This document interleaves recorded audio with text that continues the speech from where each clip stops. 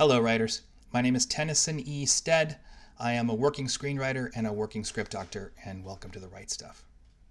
Today, we're going to talk about every writer's favorite objection to the idea of an active dramatic structure, which is to say, yes, of course, all of that is necessary, except my protagonist is a reluctant protagonist, and the idea is that they learn how to be active over the course of the narrative.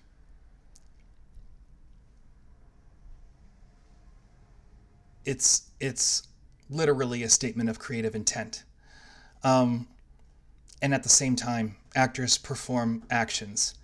If your story is a reaction to the love of the manic pixie dream girl who turns the reactive protagonist into a man of action, for example, or whatever, or the traumatic event, mom's cancer, whatever the thing is that comes along to turn this protagonist around, it's going to wind up every single time like you're selling the transformative power of life experience to the audience. And the audience is going to resent the fact that you're selling something, anything, let alone something that obvious. It's never going to play the way that you want it to. It's going to feel like you're selling the themes. And the reason why it plays that way is because that's exactly what you're trying to do.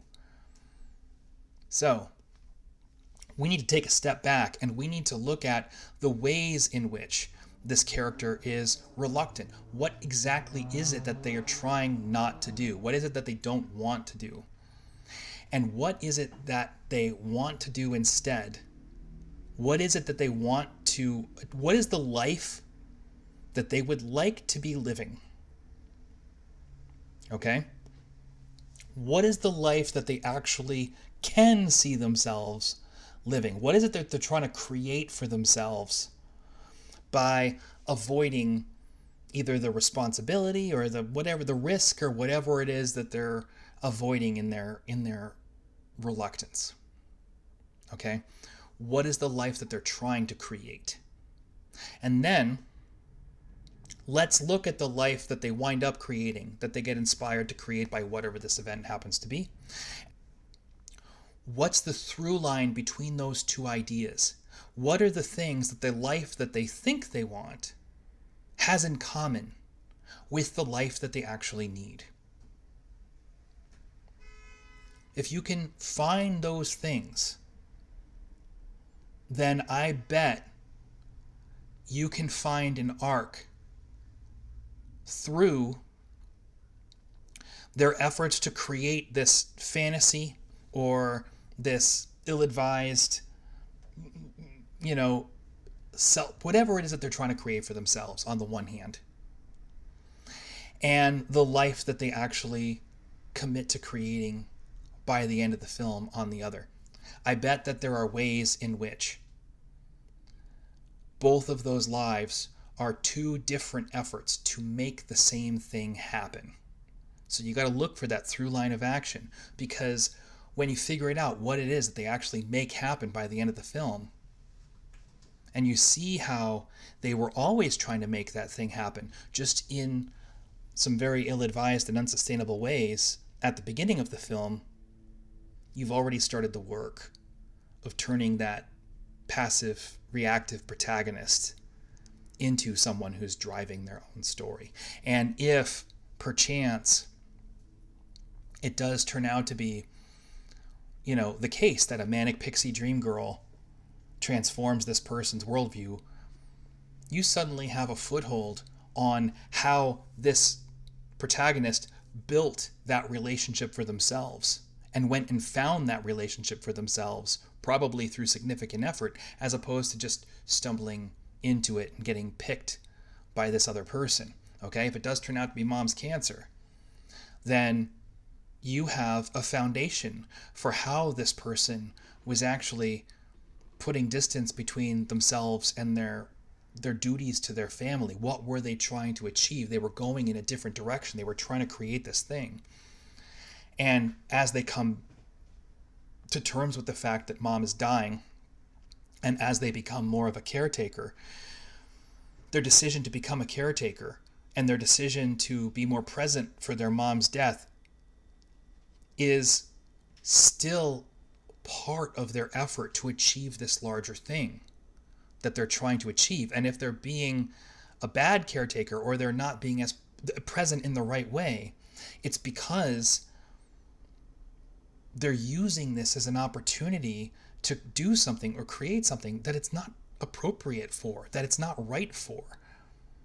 And the reason ultimately why we avoid doing this work, the reason why we would rather embrace the idea of a reactive protagonist being necessary for this particular kind of story, is because if we look at how this protagonist is building a relationship with the manic pixie dream girl, we now have to reckon with the fact that they are creating a toxic relationship in order to solve a problem that relationships can't solve.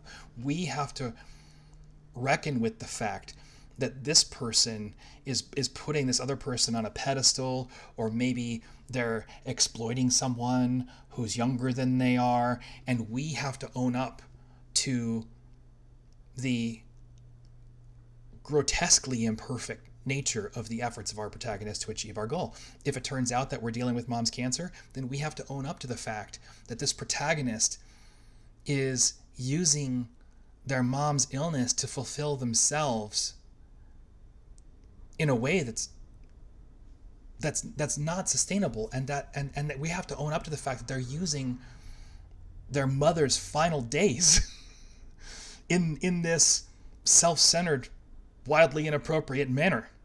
We have to accept that. And that's really hard, because we don't like to see our protagonist fail that hard, but it makes the story better. And the last objection that people are always going to have to this approach to active versus passive storytelling, particularly when it comes to this exact problem, is that just makes the protagonist too unsympathetic. And that's absolutely not true. When you break it right down, the relationship between actors and audience members is always a function of the bystander effect. When we see somebody doing something with a lot of effort that's overwhelmingly challenging and might blow up in their face, we invest, we humanize that character. We seek to understand why they're doing what they're doing, and we seek to understand whether or not it's going to work. We try to predict the future. We become betting agents all of a sudden. We start breaking down all of the information in front of us into ones and zeros so we can come to grips with our own relationship with this thing that we feel compelled to watch, because the actor is doing something and we are watching them do it. When something happens to a character, on the other hand, we dehumanize them. We can't watch them. We resent them for that. Keeping your protagonist active is exactly the thing that will win the audience over. And they don't have to be doing something cool. They don't have to be doing something good. They don't even have to be doing something exciting in the obvious sense of the word. As long as they're doing something overwhelmingly challenging and unsustainable, and as long as the strength of their effort, their motivation to actually see this goal through is even more unbreakable than the story itself, then the audience is going to get pulled in. They're going to feel compelled to watch.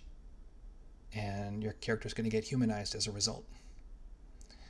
Every story has two sides. Every single story. One of those sides, we are always a victim of circumstance. And on the other side of that story, we are always the masters of our own destiny.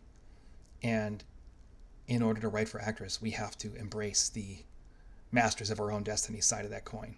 Absolutely. I'm not saying things don't happen to characters, but characters always drive their own stories forward. Thank you very much for watching. My name is Tennyson E. Stead. This has been The Right Stuff. If you like what we're doing on the channel, please be sure to like and subscribe. And I'll have another video for you next week. I'll see you then. Look forward to learning with you.